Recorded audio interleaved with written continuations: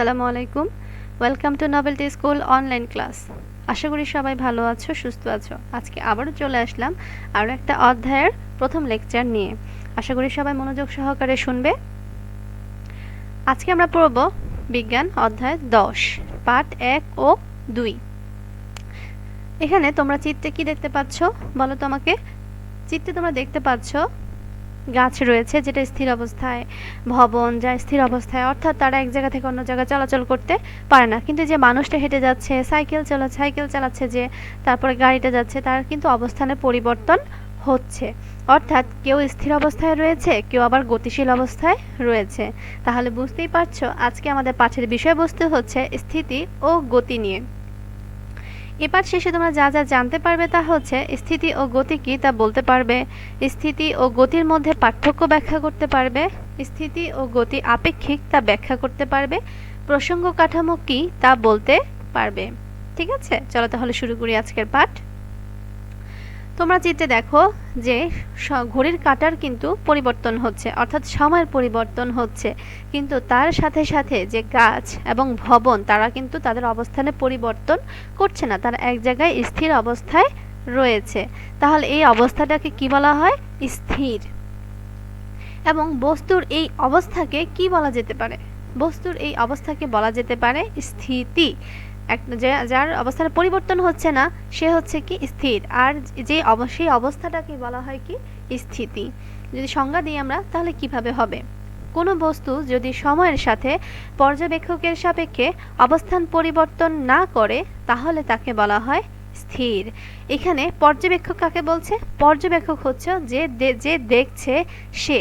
ঠিক আছে, যেমন তুমি হচ্ছে কি পর্যবেক্ষক, তুমি দেখছো যে ঘড়িটা চলছে, কিন্তু গাছটা তার অবস্থান পরিবর্তন করছে না, ভবনটাও তার জায়গা থেকে সরে যাচ্ছে না। ঠিক আছে, তাহলে এই অবস্থানটাকে বলা হয় কি স্থির। এবং এই যে সময় অবস্থান পরিবর্তন না করছে তাকে বলা হয় স্থির, এবং এই অবস্থাটাকে বলা হয় কি স্থিতি। ঠিক আছে, অর্থাৎ সময়ের সাথে যদি কোনো বস্তু তার অবস্থান পরিবর্তন না করে তাকে বলা হয় স্থির, এবং বস্তুর ওই অবস্থাকে বলা হয় স্থিতি। যেমন গাছপালা, ঘরবাড়ি ইত্যাদি কি এক জায়গায় স্থির হয়ে দাঁড়িয়ে থাকে। ঠিক আছে, পরবর্তী চিত্রটার দিকে একটু তাকাও।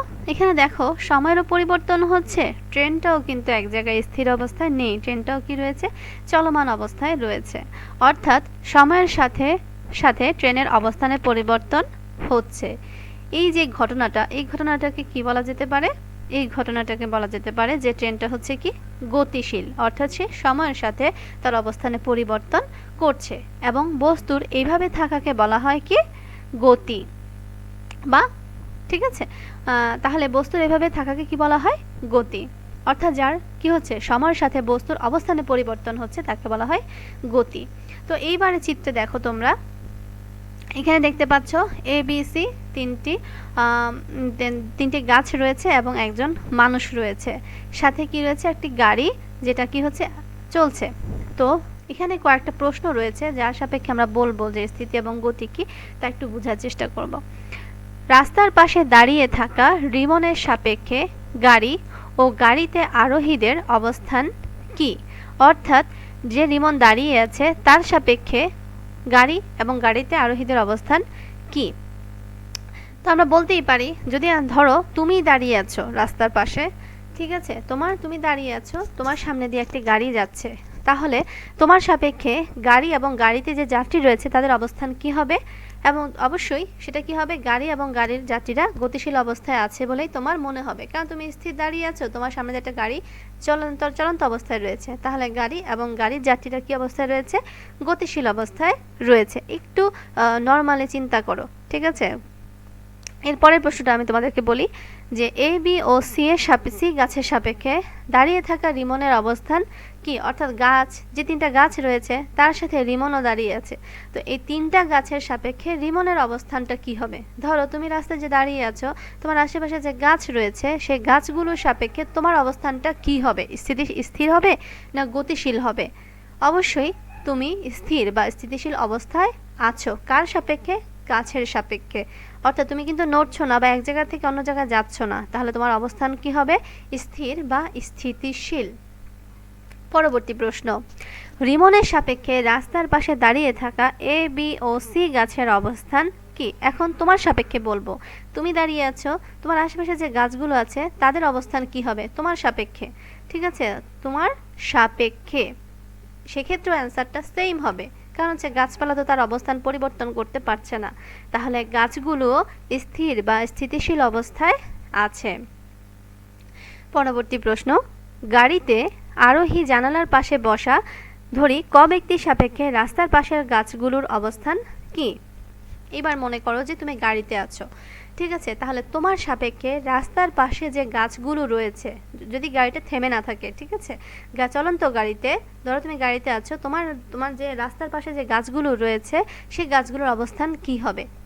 একটু চিন্তা করে দেখো, যখন আমরা গাড়িতে কোথাও যাই তখন আমাদের কাছে মনে হয় আমরা গাড়ির সাহায্যে সামনের দিকে এগিয়ে যাচ্ছি, আর আমাদের রাস্তার পাশে যে গাছগুলো রয়েছে সেগুলো পিছনের দিকে গতিশীল অবস্থায় রয়েছে, ঠিক আছে। তাহলে এক্ষেত্রে অ্যান্সারটা কি হবে, যে গাড়িতে থাকা ব্যক্তির সাপেক্ষে গাছগুলো পিছনের দিকে গতিশীল অবস্থায় আছে বলে মনে হবে, অর্থাৎ আমরা সামনের দিকে যাচ্ছি আর গাছগুলো পিছনের দিকে চলে যাচ্ছে, তাহলে গাছগুলো কি হবে, পিছনের দিকে গতিশীল অবস্থায় আছে বলে মনে হবে।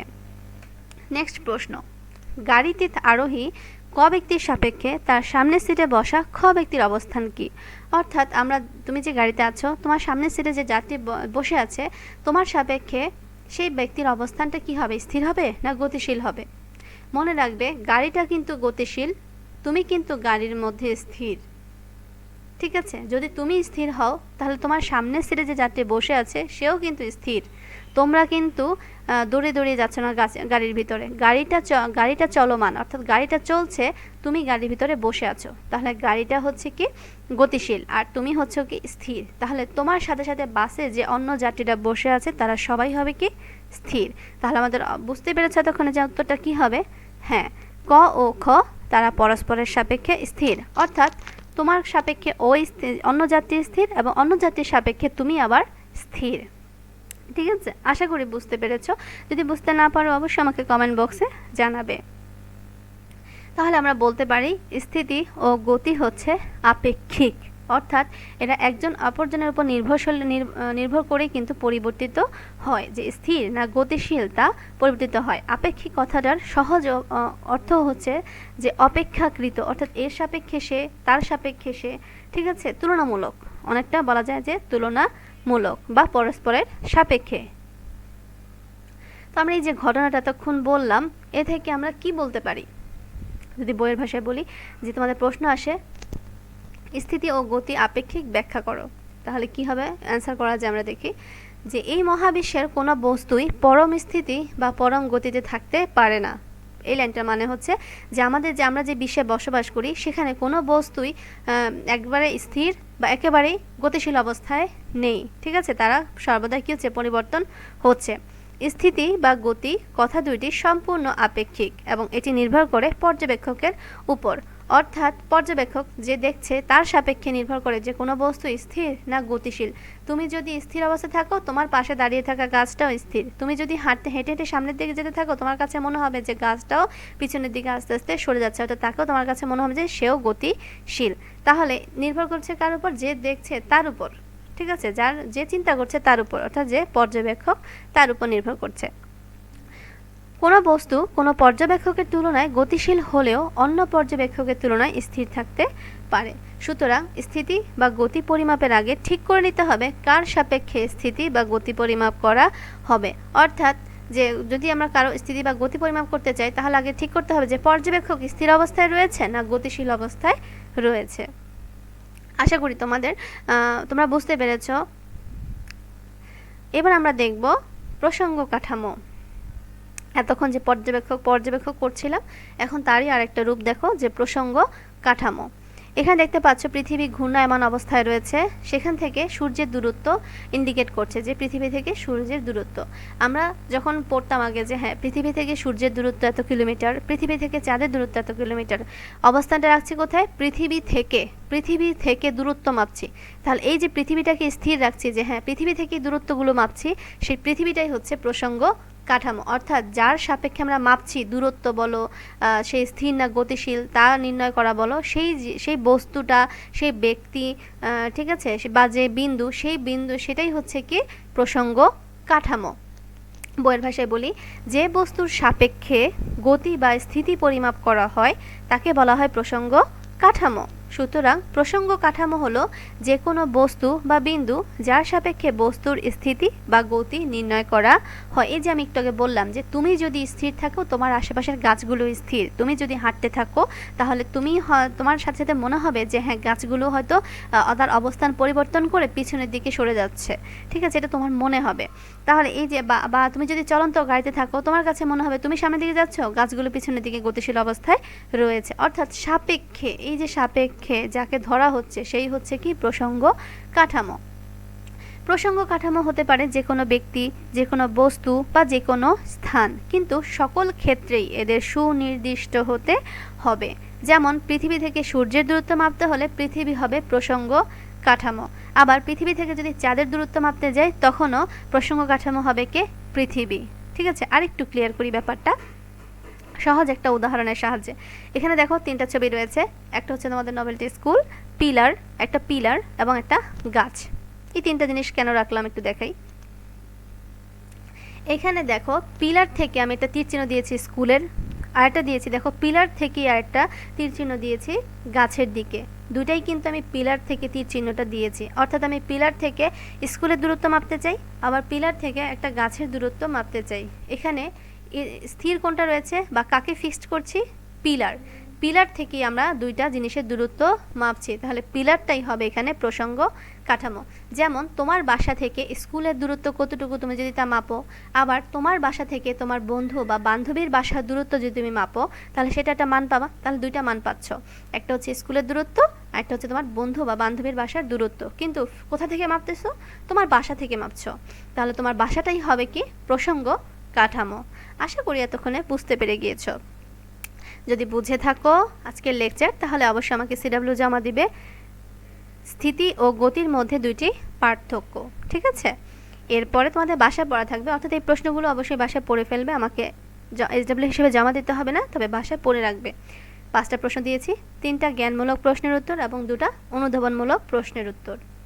অবশ্যই বাসায় পড়ে ফেলবে এবং সবাই ভালো থাকবে। এতক্ষণ আমার লেকচার শোনার জন্য সবাইকে অসংখ্য ধন্যবাদ। আল্লাহ হাফেজ।